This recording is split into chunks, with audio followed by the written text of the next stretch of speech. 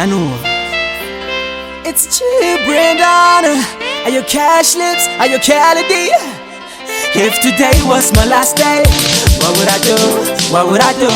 If today was my last day, it's cheap, Brandon. Pandichafa, Pandichafa kupi, andide kupesana na mai wangu, baba wangu kana mpana wangu, sister yangu kana bebe wangu, shamwari zangu kana mafans zangu, nekutapana nusilo misina nguva dai WhatsApp ya ive koikoko kana namba zayo yekufona ikoko napunza kutikuri sai shiri sai nomopamba sai kwamwe vari sai sini wenyu mwana wefu Pandichafa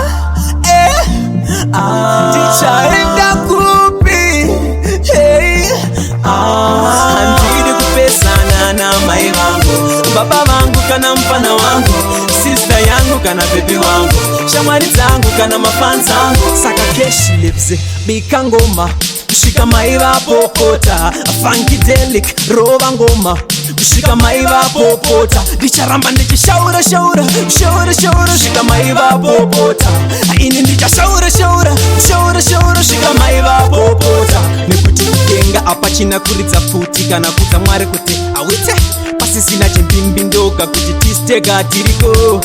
Pandichafa ndichaenda kupi, andide kupesana na mai vangu, baba vangu kana mpana wangu, sister yangu kana bebe wangu, shamwari zangu kana mafans zangu, nekutapana nusilo misina nguva dai WhatsApp ya ive koikoko kana namba zayo yekufona ikoko nyapunza kuti kuri sai shiri sai nomopamba sai kwamwe vari sai sini wenyu mwana wefu. It's cheap, Brandon. Pandichafa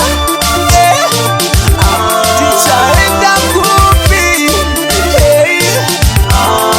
andide kupesana na mai vangu, baba vangu kana mpana wangu, sister yangu kana baby wangu, shamwari zangu kana mafans zangu.